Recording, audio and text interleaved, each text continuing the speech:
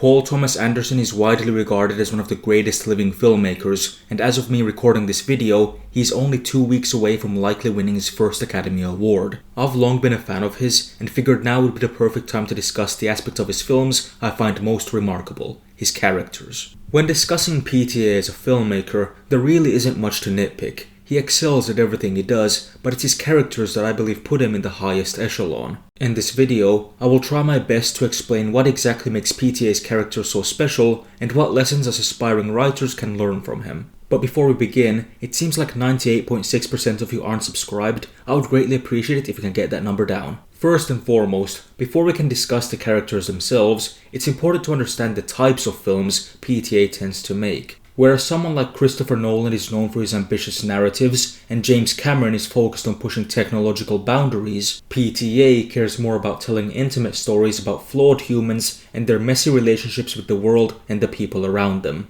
Compelling characters often come from focusing on personal stakes rather than spectacle. Rarely are his characters placed in scenarios where they have little control. Instead, it's the characters themselves who dictate where the story goes, and we as audience members get to join the ride. The film's narratives are almost entirely dependent on their characters' actions and emotions. Basically, if your plot can't function without your specific characters making specific choices, you're probably on the right track. Inherent Vice is an excellent example of this. Joaquin Phoenix's character, Doc, is a drug-fueled detective trying to solve a mystery in 1970s LA. We see the city through his unreliable lens, not knowing what's real and what isn't, barely understanding what's happening. Writing a strong perspective like this can instantly make a character feel relatable, even if the plot is confusing. Inherent Vice is, to say the least, not an easy film to follow, and that's kind of the point. Despite having seen the film twice, I couldn't really unpack its story if I tried, but I do understand Doc as a character, and that's what makes the film work. He's a shaggy, laid-back hippie you can't help but root for, a relic of a vanishing era. Another beloved PTA character is Barry Egan, the protagonist of Punch Drunk Love, played by Adam Sandler.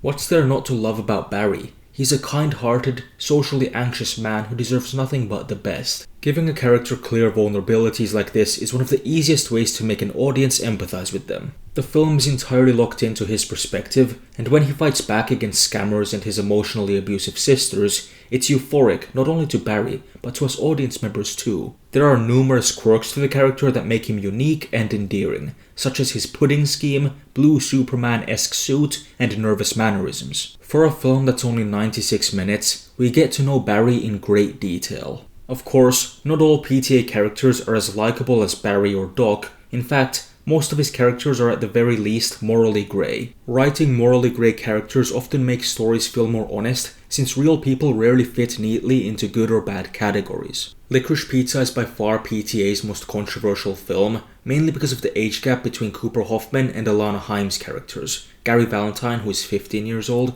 and Alana Kane, who is 25 years old. I would never defend a relationship like this in real life, and I'm not necessarily defending it in the context of the film either, but I am fascinated by the themes PTA explores through these characters. Gary is an ambitious 15-year-old boy who thinks he's got it all figured out, whereas Alana is a 25-year-old woman who feels like she's wasting her life. Pairing characters at different life stages is a simple way to create natural tension. She knows not to pursue him, but there's something pulling her towards him. It's wrong, but it's interesting. The film is a hazy, purposefully awkward depiction of first love and emotional immaturity. Gary Valentine is an undeniably charismatic character, and seeing him and Alana go on a series of adventures through a romanticized 1970s San Fernando Valley is a lot of fun to me. Along the way, we meet a plethora of minor, yet impactful characters played by the likes of Bradley Cooper, Sean Penn, Benny Safdie, and so many more. Each character offers something unique and memorable despite limited screen time,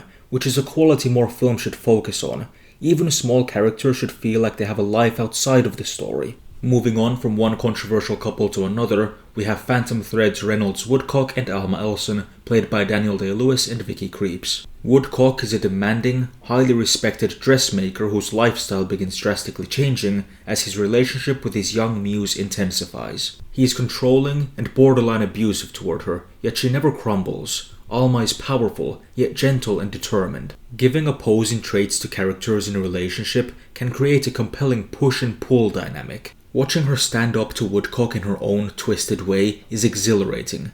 Their relationship is unhealthy, yet by the end, strangely romantic. They feel like they're constantly competing in a game of chess. And while Reynolds Woodcock is my personal favourite Daniel Day-Lewis character, many would argue his character in PTA's There Will Be Blood is even greater. Daniel Plainview is an oil prospector, and he's a straight-up evil character, but that doesn't mean he's any less nuanced. I believe villains to be most fascinating when they fully believe in their own worldview. Plainview is a symbol of ruthless American capitalism where success comes at the cost of the soul. He is cold, ruthless, unpredictable, and willing to do anything to gain dominance. At its core, There Will Be Blood is the story of a man going to the furthest lengths to achieve so-called success, no matter the cost. As I'm writing the script for this video, I'm realizing just how many incredible characters PTA has written. There's no way I can get to them all, but I'll try my best to cover the most notable ones. Boogie Nights is currently my second favourite PTA film, and I don't even know where to start with this film's characters. The ensemble is massive, and everyone is iconic. At the centre of it all is Dirk Diggler, played by Mark Wahlberg. Diggler is a naive, self-destructive young man who quickly rises to fame in the porn industry. He's not a bad person, but fame amplifies his worst qualities. Another PTA film with a massive ensemble is Magnolia. Again, everyone is excellent, but to me, the biggest standout is Tom Cruise's character, Frank. This character was way ahead of his time.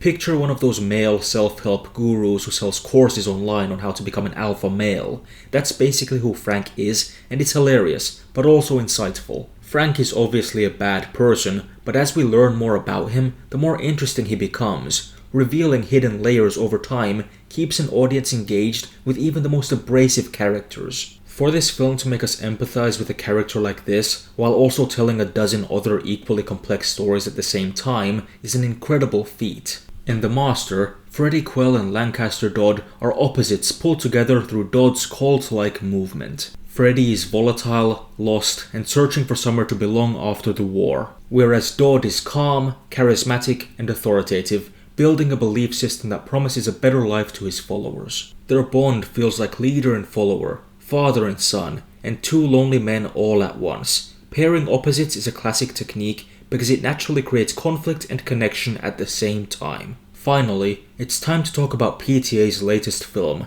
and perhaps his most successful yet, One Battle After Another. It's a film filled with eccentric characters played by the likes of Sean Penn, Tiana Taylor, Chase Infinity, Benicio del Toro, and of course, Leonardo DiCaprio. What I love most about DiCaprio's character, Bob, is that he barely accomplishes anything concrete throughout the entire film, despite constantly being in motion and having the most screen time. He's just a dad trying his best, and that's what matters most. Sometimes a character's emotional journey matters way more than their tangible achievements. There are so many more characters I could discuss at far greater lengths, but the point I'm trying to make is that PTA's understanding of people is what makes him an all-time great filmmaker. He has dozens of iconic characters to his name, and they're all distinctly memorable. Even minor characters feel fleshed out and like characters we could spend more time with. Great, genuine filmmaking is in the details, and that fully applies when creating characters. Would Barry Egan be as iconic as he is if it weren't for the genius casting of Adam Sandler as well as his signature blue suit? How about Bob's simple yet distinct outfit that has already been recreated thousands of times? The small details are just as important as the big ones when creating characters that will stand the test of time. Paul Thomas Anderson's films aren't remembered for their plots, they're remembered for the people who live inside them. And I believe there's a lot we can learn from his approach. Anyway, there's a lot more I could say, but I'm gonna leave it at that for now. Leave a like and subscribe if you enjoyed this video, and I'll see you next time.